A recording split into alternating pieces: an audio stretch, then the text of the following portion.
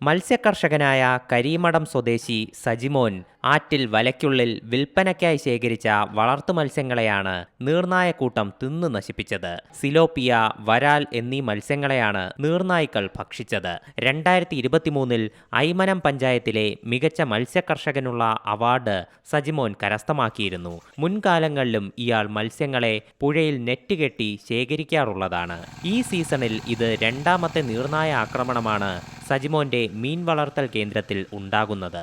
2 മാസങ്ങൾക്ക് മുൻപും സമാനമായ രീതിയിൽ മത്സ്യങ്ങളെ തിന്ന് നശിപ്പിച്ചിരുന്നു.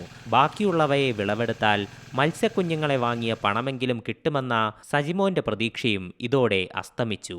2000-ഓളം വരാലും 1000-ഓളം സിലോപ്പിയ ഉണ്ടായിരുന്നു. വരാലുകളെ മുഴുവൻ ഏറെക്കുറെ 3/4 ഭാഗവും കഴുത അന്ന് തന്നെ ഭക്ഷിച്ചു കളഞ്ഞു. 20-25 കഴുത അടങ്ങുന്ന ഒരു കൂട്ടമായിട്ടാണ് വന്നത്. തീറ്റയടക്കം 50,000-ലേറെ രൂപയാണ് നഷ്ടമായത്. 11 വർഷമായി സർക്കാരിന്റെ സബ്സിഡി ഉൾപ്പെടെ യാതൊരു ആനുകൂല്യങ്ങളും തനിക്ക് ലഭിച്ചിട്ടില്ലെന്ന് സജിമോൻ പറയുന്നു. അടുത്ത കൃഷിക്കായുള്ള മത്സ്യക്കുഞ്ഞുങ്ങളെ എങ്ങനെ വാങ്ങുമെന്ന ആശങ്കയിലാണ് ഈ കർഷകൻ. നീർനായകളുടെ സാന്നിധ്യം വ്യാപകമായതോടെ ആറ്റിലിറങ്ങി കുളിക്കാനും തുണിയലക്കാനും പ്രദേശവാസികൾക്ക് ഭയമാണ്. വിഷയത്തിൽ അധികൃതർ അടിയന്തരമായി ഇടപെടണമെന്ന് നാട്ടുകാരും ആവശ്യപ്പെട്ടു. C Malayalam news, Kottayam. പുതിയ വാർത്തകളും വിശേഷങ്ങളും ഇനി വിരൽ തുമ്പിൽ. എല്ലാ ഡിജിറ്റൽ പ്ലാറ്റ്ഫോമുകളിലും ഇപ്പോൾ സി മലയാളം ന്യൂസ് ലഭ്യം.